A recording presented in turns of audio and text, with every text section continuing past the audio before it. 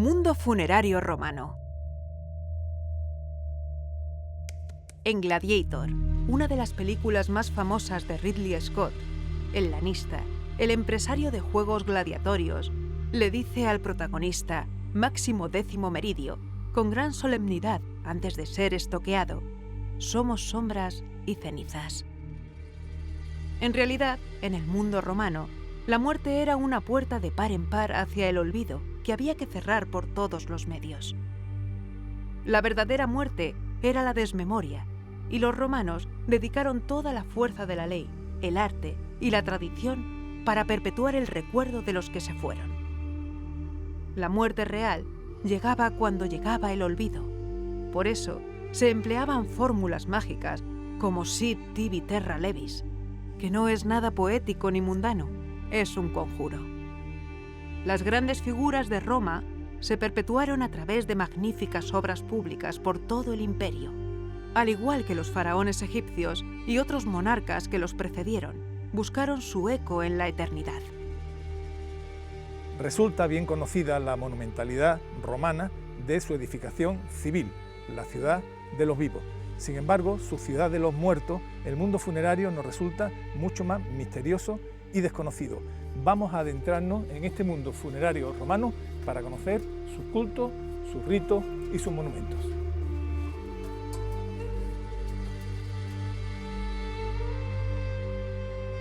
Carmona es una encrucijada para comprender nuestro pasado. Es una posición estratégica, por eso su importancia en la antigüedad crecía exponencialmente durante las guerras. Elevada sobre el valle del Guadalquivir y los Alcores, Carmona es un heraldo de la civilización desde los comienzos de la historia. ¿Qué significa para el conocimiento arqueológico del mundo romano la necrópolis de Carmona? Es el primer yacimiento arqueológico que se abre a la visita al público en España.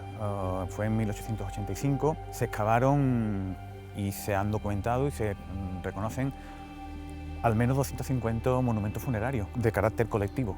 ¿Y quedarán todavía tumbas sin descubrir? Sin ir más lejos, el año pasado realizamos unas prospecciones geofísicas y los resultados de las mismas indican que posiblemente hay el doble de monumentos funerarios de los que hasta ahora son conocidos. Estamos hablando, por tanto, de una necrópolis con más de 500 monumentos funerarios, es decir, 500 grandes tumbas que además tienen un antepasado, una necrópolis tartésica, por lo tanto, realmente un lugar muy importante en la arqueología española. ¿Quién lo descubrió? Se descubre de una manera fortuita en el siglo XIX, fruto del trabajo de unos aficionados locales y en ese momento de efervescencia arqueológica local llega un pintor anglo-francés, Jorge Bonsor, y entra dentro de este círculo junto a un farmacéutico de Carmona, Juan Fernández López, forman una sociedad, compran los terrenos y comienzan a excavar sistemáticamente todos los monumentos funerarios.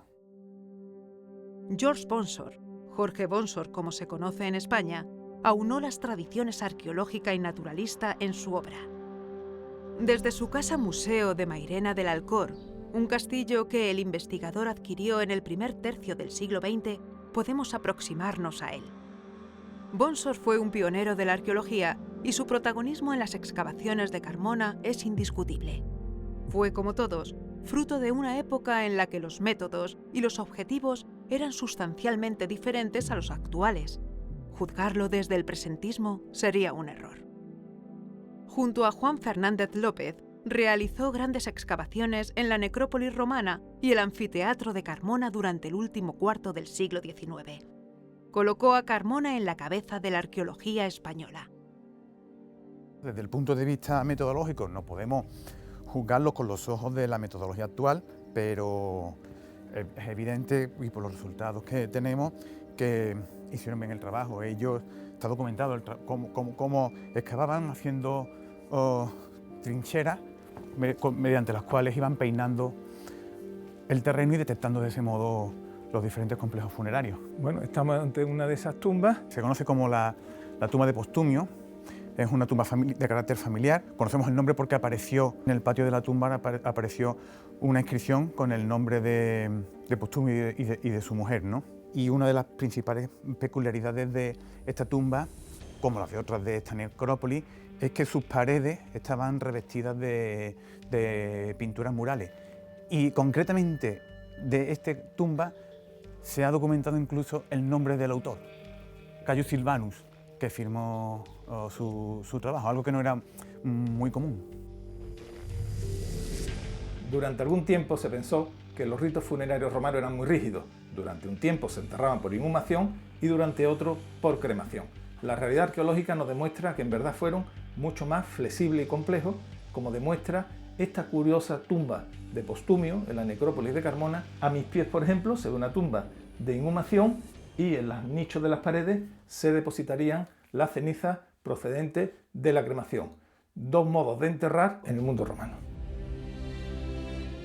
El mundo funerario romano bebe en una premisa básica: los vivos quedaban obligados para con sus muertos. Ese conjunto de obligaciones se llamó iusta facere, que es el conjunto de cultos, de honores que los vivos le debían a los muertos. En caso de que los vivos no la cumplieran, los muertos atormentados se vengarían de ellos. Desde la llamada Ley de las 12 Tablas, redactada durante el siglo V a.C., hasta un sinfín de disposiciones menores, todo lo tocante a la muerte y la custodia de las sepulturas estuvo legislado de manera pormenorizada en Roma. El principio fundamental era la justicia hacia el finado, la iusta facere, y la sacralidad del terreno funerario. Desde el momento en que un cuerpo o unas cenizas se depositaban en un terreno, este terreno pasaba a considerarse intocable.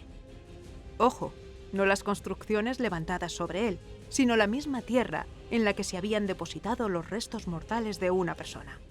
Así, la exhumación de un cadáver para su traslado se convirtió en una fuente de conflicto y en un acto legal y ritual de gran complejidad. La tierra que albergaba un muerto en su seno era inexpropiable. En la cultura romana casi todo se encontraba reglamentado y el mundo funerario no podía ser una excepción. Desde el siglo V a.C., cuando se aprobaron la famosa ley de las 12 tablas, los enterramientos debían hacerse fuera de la ciudad, extramuros. Por eso, en Carmona, la necrópolis está fuera de sus murallas, pero además se encuentra frente a frente con el anfiteatro. Y no es una casualidad, dado que el anfiteatro desde un principio es una arquitectura monumental vinculada con la muerte. Los juegos de sangre y los combates, los juegos gladiatorios, se celebraron desde antiguo en honor a los héroes. Los grandes personajes de Roma, al morir, recibían estos fastos en su honor. Por eso, los gladiadores están relacionados con la muerte desde su propio origen. Así que no es de extrañar que en Carmona las grandes tumbas se situaran cerca del anfiteatro. Alejandro, estoy impresionado, ¿no? Aquí en el corazón del anfiteatro aún parecen reverberar los gritos del graderío, exacerbados por el gran espectáculo, pero el mundo del anfiteatro, más allá de un espectáculo, también está muy asociado desde su origen al mundo funerario. Sí, de hecho los juegos gladiatorios empezaron como homenaje a los grandes guerreros muertos. Es algo que está en la costumbre mediterránea prácticamente durante toda la Edad del Hierro. Incluso aquí tenemos en el mundo ibero, pero que los romanos llegan a convertirlo en un verdadero espectáculo. Pero en el anfiteatro no solamente había muertes vinculadas a la lucha gladiatora. Claro, el anfiteatro indica a cada romano cuál es su sitio en el mundo, quién está en la grada de abajo, en la de en medio, en la de arriba y quién tiene que estar en la arena. En la arena se impartía sobre todo justicia. Aquel que cometía un crimen, lo primero que hacía era lo ejecutaban aquí, ya de una manera rápida o de una manera teatralizada. ¿Han aparecido aquí algunos restos que evidencien la muerte de gladiadores? Ese sería el gran sueño de nosotros, pero es cierto que rebuscando entre los papeles de Bonsor hacían referencia a que encontraron un cráneo con 3 huecos, 3 agujeros en el frente, que nos hace recordar mucho a los que se excavaron en Éfeso y que eran ejecutados con un tridente. Entonces no sería descartable que esa fosa en la que aparecieron más huesos fuera realmente esa fosa común de esos gladiadores, pero que desgraciadamente hemos perdido. Desde el inicio el anfiteatro se construye sobre unas tumbas que ya existían aquí, después sigue habiendo tumbas después de haberse construido el anfiteatro. Anfiteatro y muerte y necrópolis han estado siempre vinculadas aquí en Carmona. La espectacularidad de algunas tumbas romanas, bien sea por su arquitectura, bien por su delicado trabajo escultórico, alcanza su cenit en el Próximo Oriente. Los grandes sarcófagos que pueden contemplarse en Turquía son un verdadero deleite. Cada una de estas piezas singulares fue un panteón familiar.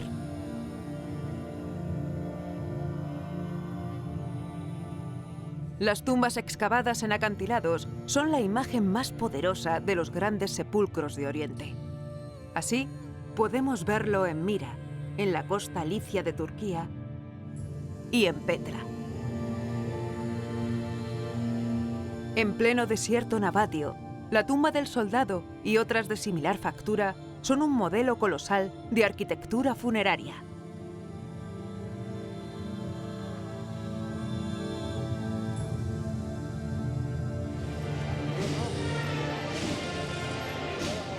La mayor parte de las cofradías y hermandades de la actualidad se constituyeron como mutuas funerarias de un gremio particular en torno a una imagen devocional. Pero este no era un fenómeno genuino. Como casi siempre, en Roma se habían adelantado, fundando colegios funeraticios, cofradías o mutualidades que se preocuparon de dar sepultura a sus miembros. Se pagaba una cuota en vida, que daba derecho a las ceremonias y a la cremación y custodia en columbarios y panteones. Veo los nichos en la pared, claramente un monumento funerario, pero aquí aparece una estructura que recuerda un triclinio, un comedor romano. ¿Cómo es esto posible? Efectivamente, es un triclinio en época romana. Dentro del ritual funerario, los banquetes fúnebres formaban parte importante de los mismos. ¿Esto eran a través de la familia o había alguna hermandad o algún tipo de asociación que los patrocinaba? No todas las familias tenían la posibilidad y la capacidad económica para tener su propio monumento funerario. Personas menos pudientes se asociaban pagando unas cuotas. La edificación de mausoleos debía ser extramuros, porque los enterramientos en Roma tenían que hacerse fuera de la ciudad. El mundo de los muertos y el de los vivos se separaba específicamente. Y se cuidaba sobremanera la protección de los difuntos y sus ajuares, como puede verse en la literatura epigráfica. Los museos de Cartagena o Baelo Claudia son un ejemplo claro. Las maldiciones son legendarias. Los emperadores y los grandes personajes de Roma se procuraron tumbas monumentales. Quizá el Ara Pacis, la tumba de Augusto, y el castillo de San Angelo, la tumba del emperador Adriano, sean dos de los casos más conocidos por todos. Muy cerca de la que fue tumba de Trajano, bajo su columna, célebre por recoger las hazañas del emperador en la Dacia, se ha excavado una tumba que no debería estar en ese lugar, salvo que estemos ante un personaje excepcional. Se trata de un monumento hecho con una inversión económica y constructiva muy importante, utilizando materiales de primer orden, como es el peperino, que es un material de gran resistencia. El monumento funerario tiene dos grandes fases constructivas. La primera fase constructiva, donde encontramos un enterramiento único, es decir, de una sola persona. Una segunda fase de época augustea, donde se entierran probablemente los descendientes de este gran personaje, que está situado en un área que es el Campo de Marte, que tiene una connotación peculiar, que es un lugar público. El Campo de Marte es un lugar que pertenece a la ciudad y cualquier intervención de carácter urbano, edilicio o constructivo se tiene que realizar bajo la autorización de la ciudad. Esto quiere decir que quien estuvo enterrado aquí, y las excavaciones nos hablan a través de los materiales que estamos en un contexto que podría ya ser de un poco más allá de la segunda mitad del segundo siglo antes de Cristo, tuvo que ser alguien muy importante. Seguramente hay que buscar a alguien que sea muy relevante para la historia de la Roma republicana y tardo-republicana. En una segunda fase, y se ve la estructura en estos añadidos de ladrillo amarillo, que son muy parecidos al ladrillo que se utiliza en esta época en el Teatro de Marcello, que está aquí cerca, pues cambia totalmente la forma de enterrar, y se usan estos enterramientos colectivos pero que aquí están limitados más o menos a 2 o 4 enterramientos más. Y se crea un nicho central que se ve luego en las reconstrucciones virtuales que hemos hecho del monumento, donde probablemente se recuerda al personaje que estuvo enterrado aquí en la fase original. El pavimento que veis a mis espaldas es un pavimento que nosotros comúnmente llamamos de Opus Signinum. Pertenece a la segunda fase de nuestro monumento funerario, es decir, a la fase augustea, y como podéis ver hay varias capas de pintura roja encima de él que servían de alguna forma a mantener libre de humedades y a desinfectar de alguna forma continuamente el pavimento y a dejarlo limpio. La influencia de las religiones orientales en Roma fue muy grande. En la antigua isla de Philae, en el lago Nasser en Asuán, Egipto, podemos ver varios espacios consagrados por emperadores romanos. La iconografía oriental fue incorporándose a Roma y las creencias mistéricas se filtraron en la religión romana, sobre todo a través de sus legiones. El sincretismo fue una fuerza poderosa. Este es un templo dedicado a Mitra en Britania, en el Limes del norte. Las legiones desplazadas en Siria llevaron el culto del dios Mitra a Occidente, y Carmona así lo refrenda. Nos encontramos en la tumba del elefante, una de las más icónicas, carismáticas de la necrópolis de Carmona. Es una tumba muy importante, muy hermosa, pero al mismo tiempo muy misteriosa. ¿Cómo se interpreta? Ha tenido muchas interpretaciones desde el momento que lo excavaron. De hecho, unos pensarán que era una tumba, otros que eran un triclinio colectivo, porque de hecho hay 3 comedores para hacer comida funeraria. Y después también, que quizás la teoría más novedosa, es que era un santuario mistérico, en este caso a Cibeles. Sin embargo, en las últimas investigaciones que hemos realizado y hemos comprobado los datos que se habían aportado a lo largo de todas estas investigaciones, al final hemos llegado a la conclusión de que esto es realmente un mitreo. Un mitreo, entonces un antro, una cueva donde se adoraba Mitra. Efectivamente. Mitra era un dios que viene de Persia y que lo redactan los romanos. Hicimos un análisis pormenorizado de cada una de las huellas que tiene la tumba y hay varios elementos que indican con absoluta claridad que esto es un mitreo. Primero, su forma. Esto fue una cueva subterránea en la que tenía una gran aula dividida en 3 partes con una capilla central que estaba iluminada por una ventana. Tiene todos los elementos, como una fuente que emanaba agua desde esa gruta, que es un elemento absolutamente simbólico que aparece en muchísimas de los mitreos. Y la ventana fue ya la clave, porque esa ventana intercepta los rayos solares justo en el equinoccio, 3 horas después del amanecer, cuando en el tiempo de los romanos había una serie de constelaciones en el horizonte, sobre todo Tauro, que salía en primavera, y Escorpio, que salía en otoño. Esta configuración además no es única de esta tumba, sino que unos colegas polacos excavaron un mitreo en Siria, localizaron también una ventana que los rayos de sol entraban en la cámara justo cuando Tauro salía por el horizonte. Es decir, el mismo mapa estelar que tenía el elefante estaba en el mitreo de Huarte. Precisamente Mitra es un dios que pone orden en el cosmos. Impresiona el pensar que hace 2000 años, en este Sancta Sanctorum de la tumba del elefante, algunos iniciados celebrarían unos extraños cultos a Mitra. El culto mitraico es un culto que procede del Oriente, lo traen los legionarios y siempre permaneció en el misterio. Por eso no conocemos con profundidad sus ritos, pero sí sabemos que se hacían en la oscuridad, en cuevas, en antros, y que solo podían practicarlo los iniciados. Y en este Sancta Sanctorum estaba la escultura que se iluminaba en los equinoccios por los rayos de sol que entraban por esa ventana. Nos imaginamos, ¿verdad?, con emoción ese momento mágico en el que el sol naciente iluminaba al dios del Oriente.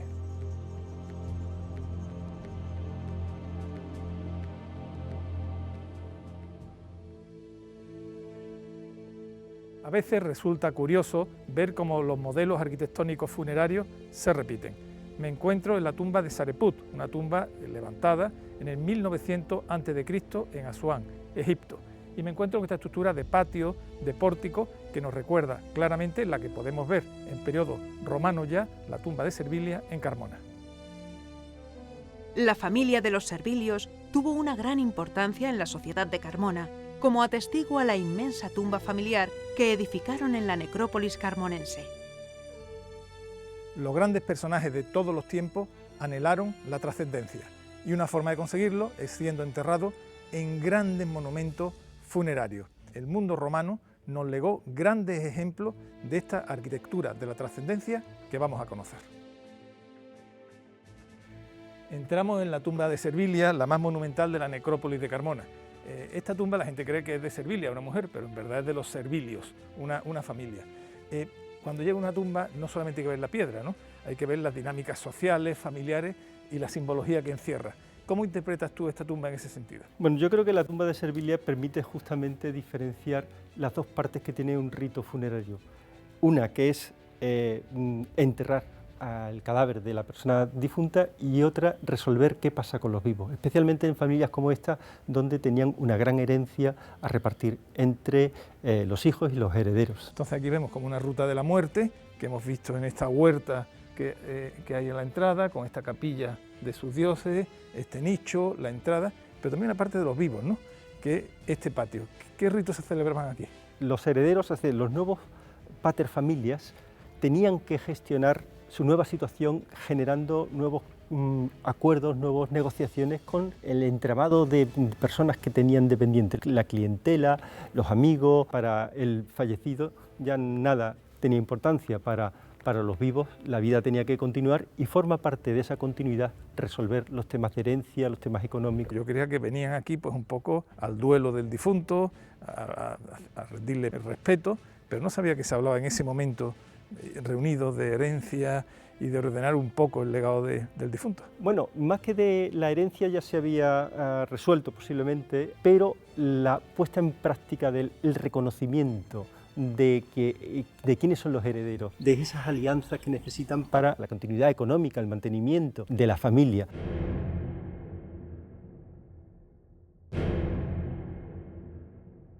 En el corazón de la tumba de Servilia, justo a las puertas de su cámara sepulcral, nos encontramos ante una pintura completamente excepcional. Lo que podemos ver, una mujer delante de una libra de una balanza que pesa algo. Inicialmente se pensó que era pues, una mujer pesando algún alimento cotidiano, pero el análisis arqueológico de la pintura, el comprobar que fue trazada con un material precioso como el lapislázuli, hizo determinar que tenía que ser algo más. Y en verdad se trata de una psicostasia, una figura femenina que pesa el alma del difunto, lo que confirmaría la adscripción de los Servilios a la filosofía estoica.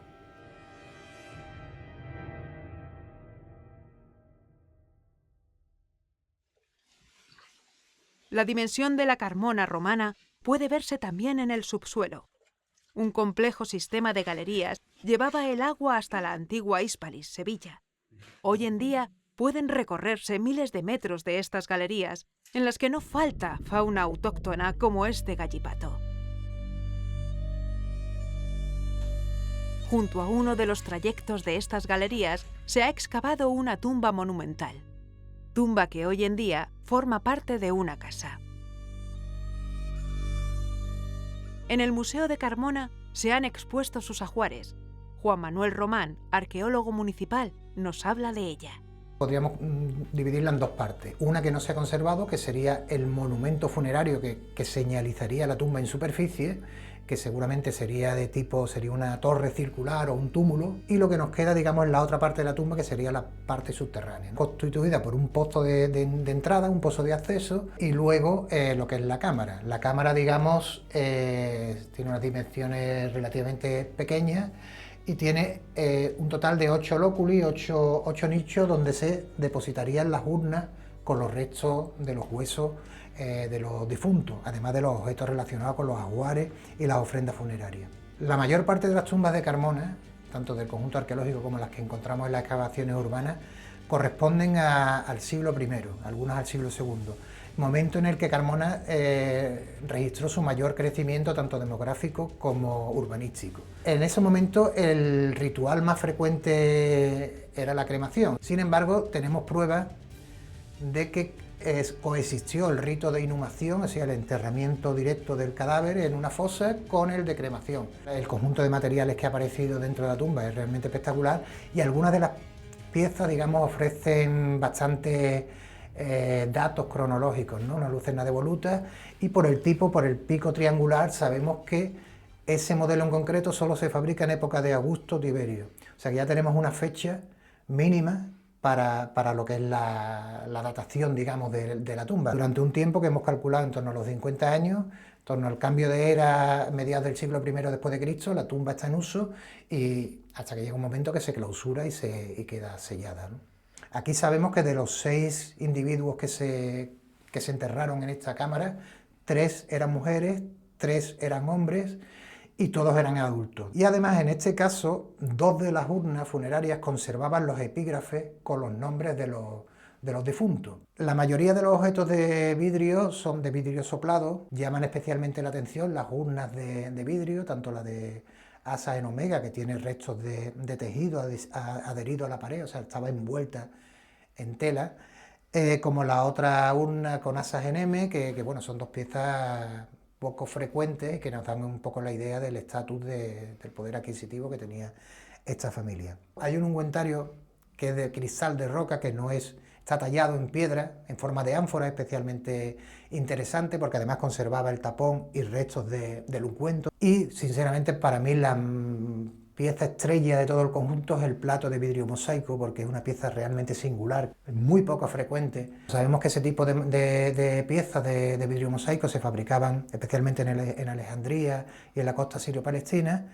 Luego hubo talleres en Roma, pero en nuestro caso tenemos algún fragmento en Inglaterra, algún fragmento del mismo tipo de platos, lo que pasa es que son trozos pequeños, digamos, pero que se ha fechado, además nos coincide perfectamente con la cronología que nosotros damos al mausoleo de principios del siglo I, y que la procedencia se ha estudiado que viene de Alejandría, o sea, una pieza de importación que llega desde Alejandría, ¿no? El cristianismo absorbió las costumbres funerarias romanas, aunque solo en parte. Para los romanos clásicos, la verdadera muerte era el olvido. No se preocuparon tanto del más allá como de perpetuar su recuerdo. Por eso, la peor pena que se les podía imponer era la damnatio memoriae, la destrucción de la memoria. Un castigo, por cierto, que también importaron del Egipto faraónico.